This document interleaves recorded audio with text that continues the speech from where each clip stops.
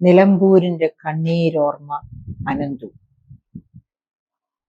ഒരു മനുഷ്യന്റെ പണക്കുതി, ഒരുപക്ഷെ പണക്കുതി ആയിരിക്കില്ല, അയാളുടെ ജീവസന്ധാരണത്തിനുള്ള മാർഗമായിരുന്നിരിക്കാം കെണി വെച്ച് പന്നിയെ പിടിക്കുക, പന്നി ഇറച്ചി വിറ്റ് ജീവനോപാധി നേടുക. അങ്ങനെ ആയിരിക്കാം അയാൾ ചെയ്തത്. അപ്പോൾ അയാൾ വലിയ കുറ്റക്കാരനാണോ? തീർച്ചയായിട്ടും കുറ്റക്കാരനാണ്. കാരണം ആരുടെ ജീവനും അപകടത്തിലാകാൻ പറ്റുന്ന കെണിയാണ് പന്നിക്ക് വേണ്ടി ഒരുക്കുന്ന കെണി.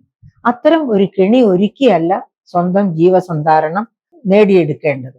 അപ്പൊ അവിടെ തീർച്ചയായിട്ടും അയാള് അറിഞ്ഞുകൊണ്ടോ അറിയാതെയോ കെണി തന്നെയാണ് ഒരുക്കിയിരുന്നത്. അത് മനുഷ്യർക്കും മൃഗങ്ങൾക്കും കൂടി എന്നൊരു വ്യത്യാസം മാത്രം.